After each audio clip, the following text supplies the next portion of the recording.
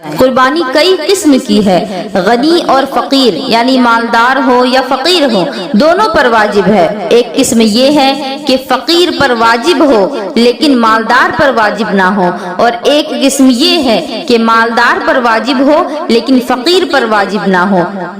جب دونوں پر واجب ہو تو اس کی صورت یہ ہے کہ قربانی کی منت مانی، یہ کہا کہ اللہ کے لیے مجھ پر بکری یا گائے کی قربانی کرنا ہے، یا اس بکری یا اس گائے کو قربان کرنا ہے، اور فقیر پر واجب ہو لیکن مالدار پر واجب نہ ہو تو اس کی یہ صورت ہے کہ فقیر نے قربانی کے لیے جانور خریدا اور اس پر اس جانور کی قربانی واجب ہے، اور مالدار اگر خریدتا تو اس خریدنے سے قربانی اس پر واجب نہ ہوتی۔ اور تیسری قسم کہ مالدار پر واجب ہو اور فقیر پر واجب نہ ہو، اس کی صورت یہ ہے کہ قربانی کا وجوب نہ خریدنے سے ہو اور نہ ہی منت ماننے سے، بلکہ خدا نے جو اسے زندہ رکھا ہے اس کے شکریہ میں، اور حضرت ابراہیم علیہ السلام کی سنت کو زندہ کرنے کے لیے جو قربانی واجب ہے وہ صرف مالداروں پر ہے۔ میں آپ کو قربانی کے جانوروں کے متعلق بتاؤں کہ قربانی کے جانور 3 قسم کے ہیں، اونٹ، گائے اور بکری۔ ہر قسم میں اس کی جتنی قسمیں نکلتی ہیں سب داخل ہیں، نر ہو، مادہ ہو، خسی ہو یا بغیر خسی کیے ہوئے، سب کا ایک ہی حکم ہے، یعنی سب کی قربانی ہو سکتی ہے۔ بھینس بھی گائے میں ہی شمار ہے، اس کی بھی قربانی ہو سکتی ہے، اور بھیڑ اور دمبا بکری میں داخل ہے، ان کی بھی قربانی ہو سکتی ہے۔ اور وحشی جانور جیسے نیل گائے اور ہرن، ان کی قربانی نہیں ہو سکتی۔ وحشی اور گھریلو جانور سے مل کر اگر بچہ پیدا ہوا، مثلا ہرن اور بکری سے، اس میں ماں کا اعتبار ہے، یعنی اس بچے کی ماں اگر بکری ہے تو جائز ہے اس کی قربانی، اور اگر ہرن ہے تو پھر اس کی قربانی جائز ہے۔ جس کی پیدائشی سینگ نہ ہو اس کی قربانی جائز ہے، اور اگر سینگ تھے مگر ٹوٹ گئے اور مینگ تک ٹوٹا ہے تو جائز ہے، اس سے کم ٹوٹا ہے تو جائز ہے، مینگ تک ٹوٹا ہے تو ناجائز ہے، اور اس سے کم۔ اعوذ باللہ من الشیطان الرجیم، بسم اللہ الرحمن الرحیم۔ لقد قال اللہ تبارک و تعالی فی القرآن المجید والفرقان الحمید فصلی لربک وانحر، صدق اللہ العظیم وصدق رسول النبی الامین المکین الکریم، ونحن علی ذلک لمن الشاہدین والشاکرین، والحمد للہ رب العالمین۔ معزز سامعین و سامعات، السلام علیکم ورحمۃ اللہ وبرکاتہ۔ ابھی میں نے قرآن مقدس کی آیت کریمہ کی تلاوت کا شرف حاصل کیا، جس میں رب تبارک و تعالیٰ فرماتا ہے فصلی لربک وانحر، یعنی اے محبوب تم اپنے رب کے لیے نماز پڑھو اور قربانی کرو۔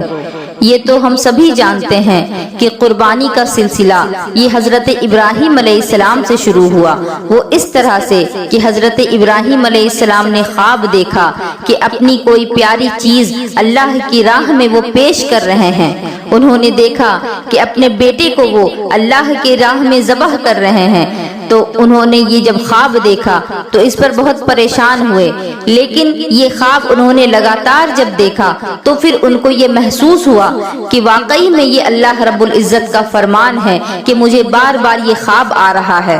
لہٰذا حضرت ابراہیم علیہ السلام نے اپنی زوجہ سے فرمایا کہ تم میرے بیٹے اسماعیل کو نہلا دھلا کر تیار کرو، میں اسے اللہ کی راہ میں لے جا رہا ہوں، میں اسے اللہ کی راہ میں قربان کرنے کے لیے لے جا رہا ہوں۔ ان کی والدہ آنکھوں میں آنسو تھے، لیکن انہوں نے جب یہ بات سنی کہ اللہ کا فرمان ہے تو انہوں نے اس بات پر صبر کر لیا اور اپنے ہاتھوں سے اپنے بچے حضرت اسماعیل علیہ السلام کو نہلایا دھلایا، انہیں اچھے کپڑے پہنائے اور انہیں ان کے والد کے ساتھ روانہ فرما دیا۔ جب حضرت اسماعیل علیہ السلام اپنے والد کے ساتھ جا رہے تھے تو انہیں بھی یہ بات معلوم ہو چکی کہ وہ اللہ کی رضا کے لیے مجھے میرے والد قربان کرنے کو لے جا رہے ہیں، اور رستے میں ان کو شیطان نے کئی دفعہ روکنے کی کوشش کی، اور جب شیطان آتا ان کو بہکانے کی کوشش کرتا تو وہ اپنے ہاتھوں میں کنکریاں اٹھاتے اور شیطان لعین کو اس سے مارتے، جس کی وجہ سے وہ پھر بھاگ جاتا۔ اور جب آج حج کے لیے لوگ جاتے ہیں تو قربانی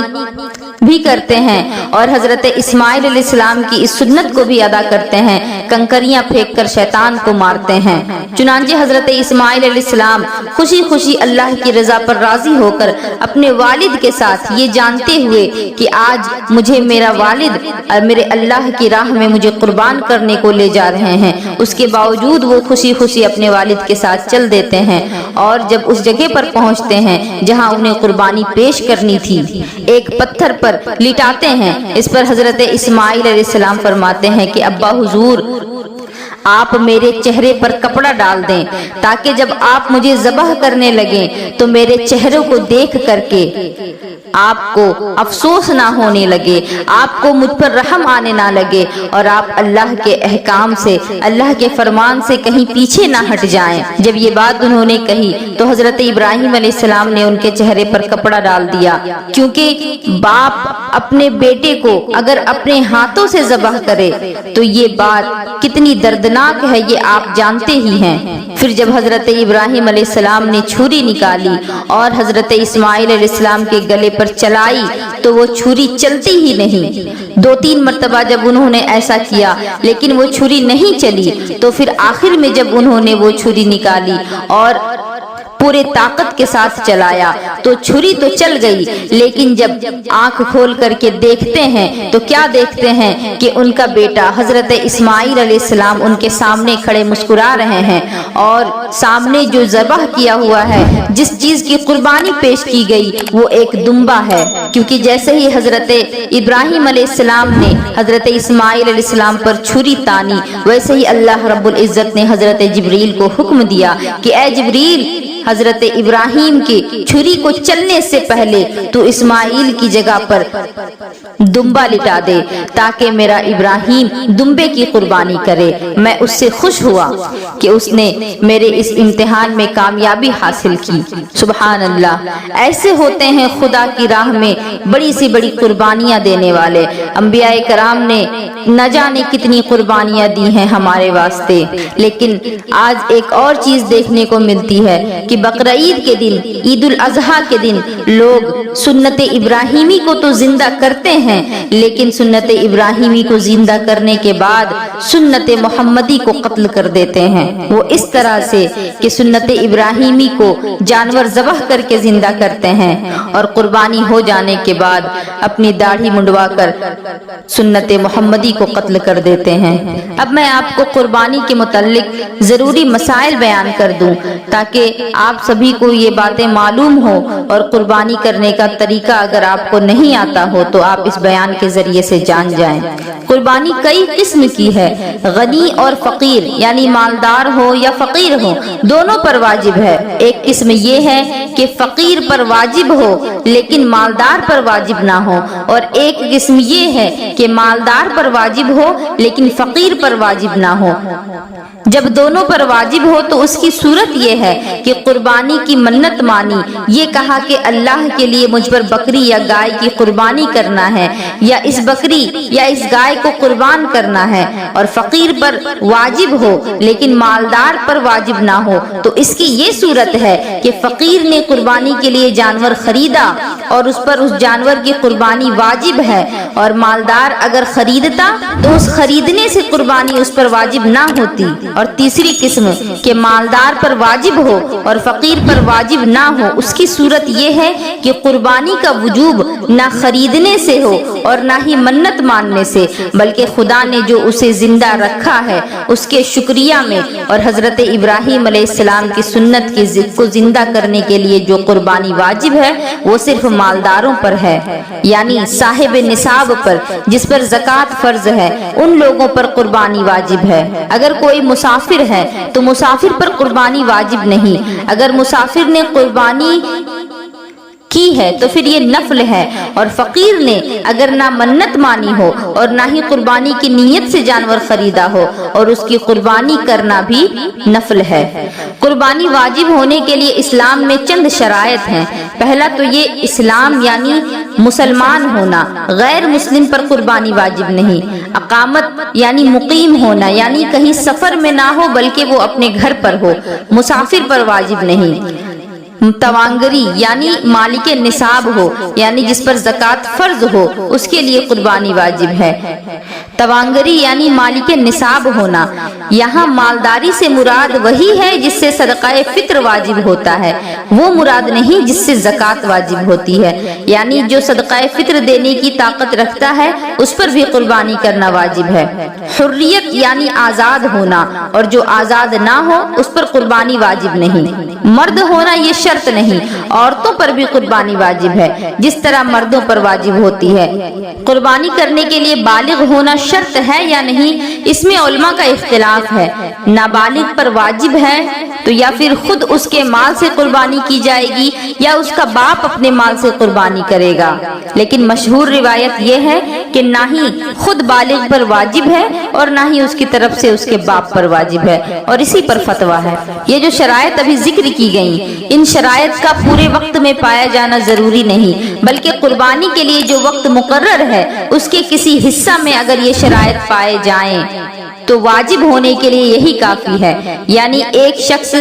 इब्तिदाए वक्त कुर्बानी, यानी जिस वक्त से कुर्बानी का वक्त शुरू हुआ है उस वक्त में अगर काफिर था और फिर वो मुसलमान हो गया और अभी कुर्बानी का वक्त बाकी ही है तो उस पर कुर्बानी वाजिब है, जबकि बाकी जो शरायत हैं वो भी पाए जाएं। इसी तरह अगर गुलाम था और आजाद हो गया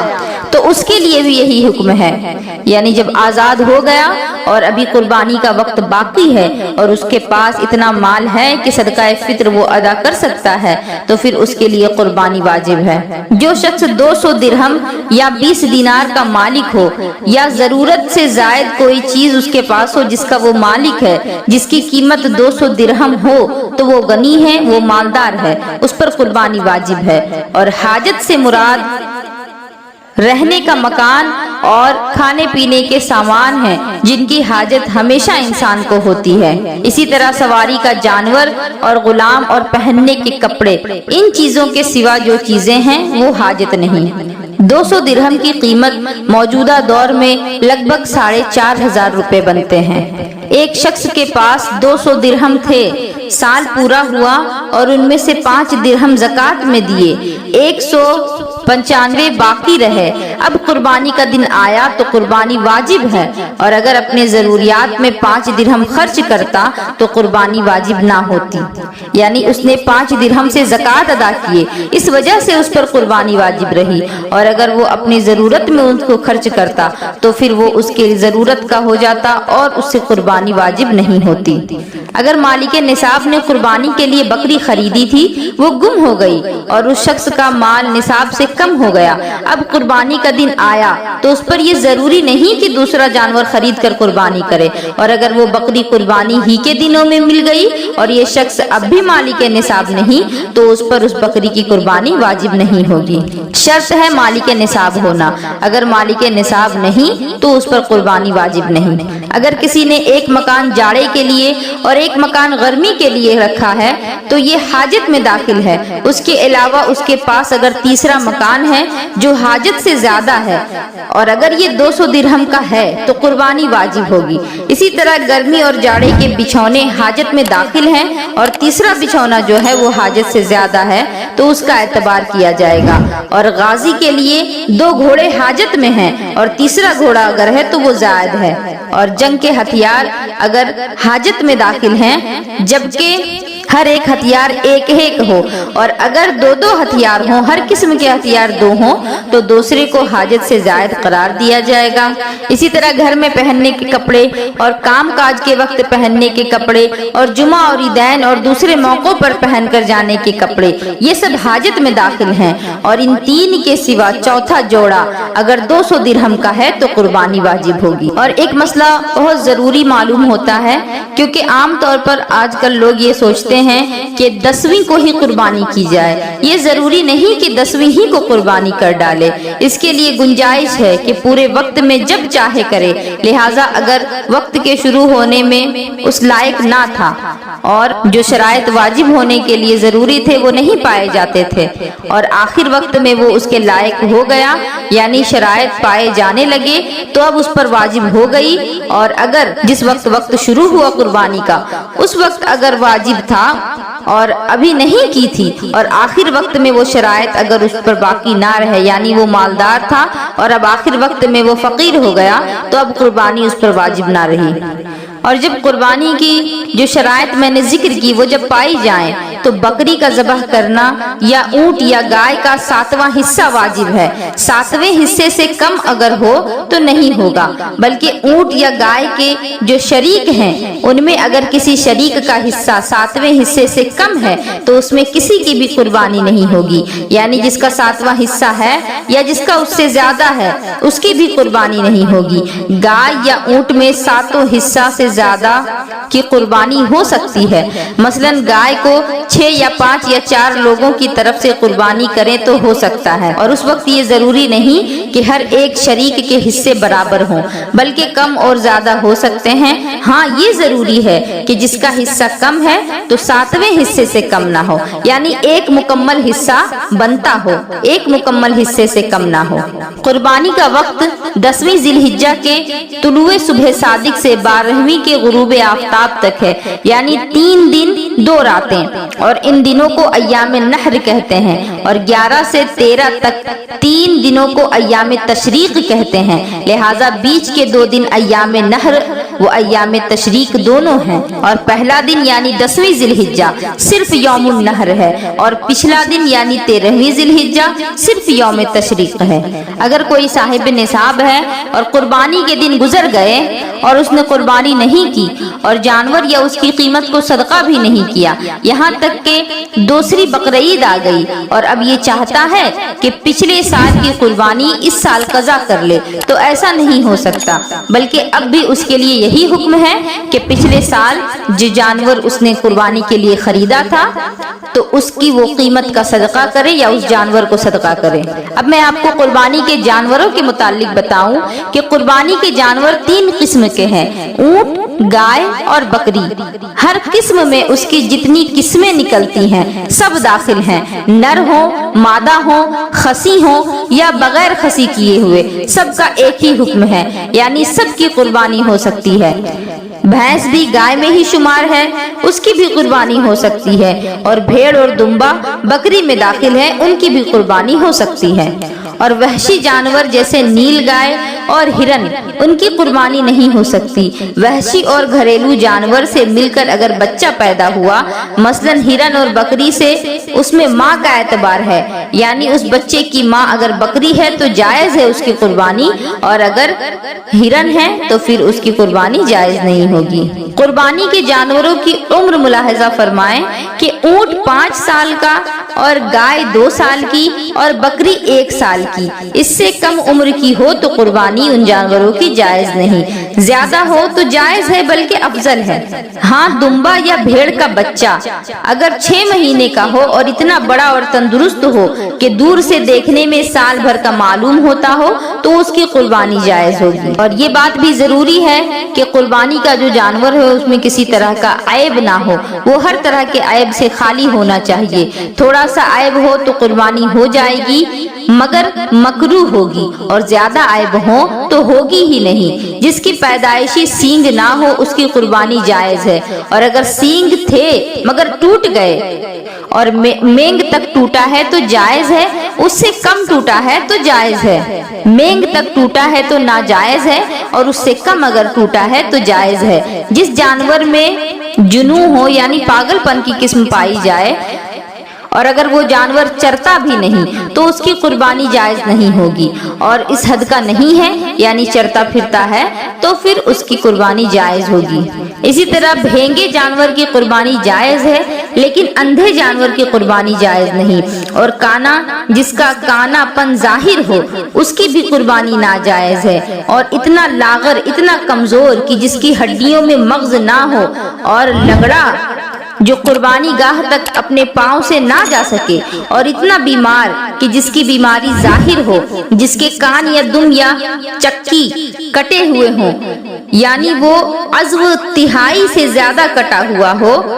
تو ان سب کی قربانی جائز نہیں ہوگی، یعنی ایسے عیبدار جانوروں کی قربانی جائز نہیں ہوگی۔ اور اگر کان یا دم وغیرہ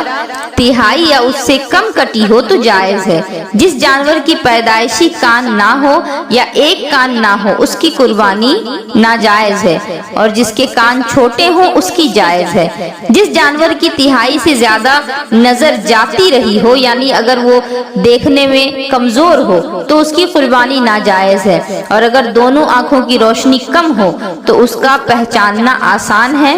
لیکن اگر صرف ایک آنکھ کی روشنی کم ہو تو اس کے پہچاننے کا طریقہ یہ ہے کہ جانور کو 1-2 دن بھوکا رکھا جائے، پھر اس آنکھ پر پٹی باندھ دی جائے جس کی روشنی کم ہے، اور اچھی آنکھ کھلی رکھی جائے، اور اتنی دور چارہ رکھیں کہ جس کو جانور نہ دیکھے،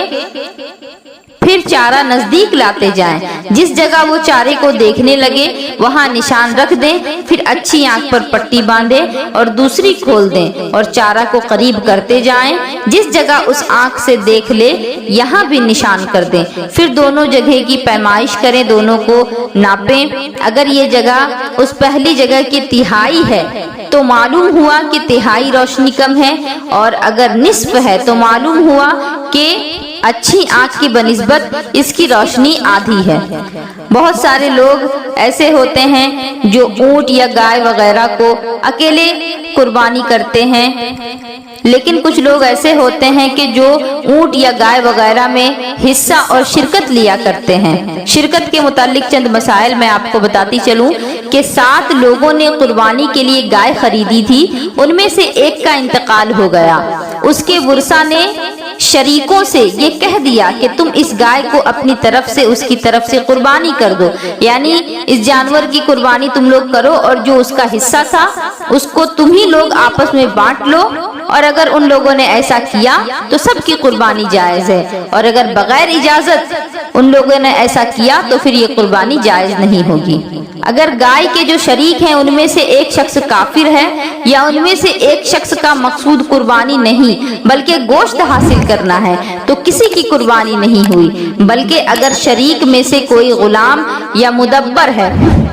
تو بھی قربانی جائز نہیں ہوگی، کیونکہ یہ لوگ اگر قربانی کی نیت بھی کریں تو ان کی نیت صحیح نہیں، یعنی کافر کی قربانی جائز نہیں ہوگی، اور جو صرف گوشت کھانے کے لیے اگر جانور کی قربانی کرے تو ان کو بھی قربانی کا ثواب نہیں ملے گا، اور جو غلام ہوں گے ان لوگوں پر قربانی واجب ہی نہیں۔ قربانی میں جتنے لوگ شریک ہیں سب کی نیت تقرب یعنی ثواب حاصل کرنا ہو۔ اس کا مطلب یہ ہے کہ کسی کا ارادہ گوشت نہ ہو، اور نہ یہ کہ وہ ثواب کی نیت ایک ہی قسم کی ہو، مثلا سب قربانی ہی کرنا چاہتے ہیں، بلکہ اگر مختلف قسم کے تقرب ہوں یعنی مختلف قسم کی نیتیں ہوں، اور وہ تقرب سب پر واجب ہو یا کسی پر واجب ہو اور کسی پر واجب نہ ہو، تو ہر صورت میں قربانی جائز ہے، کیونکہ تقرب کا معنی ہے ثواب حاصل کرنا۔ مثلا اگر احرام میں کسی نے شکار کر لیا تو اس پر قربانی کرنا واجب ہے، اسی طرح اگر احرام کی حالت میں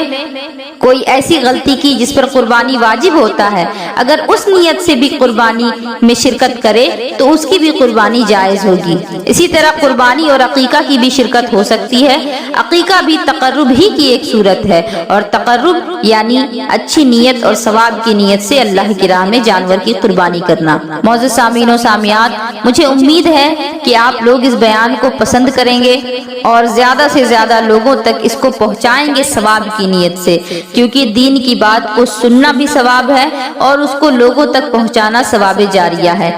لہٰذا میں آپ سے یہ امید کرتی ہوں کہ آپ سبھی ثواب جاریہ کی نیت سے اس پیغام کو زیادہ سے زیادہ لوگوں تک پہنچائیں۔ وآخر دعوانا ان الحمدللہ رب العالمین وما علینا الا البلاغ۔ السلام علیکم ورحمۃ اللہ وبرکاتہ۔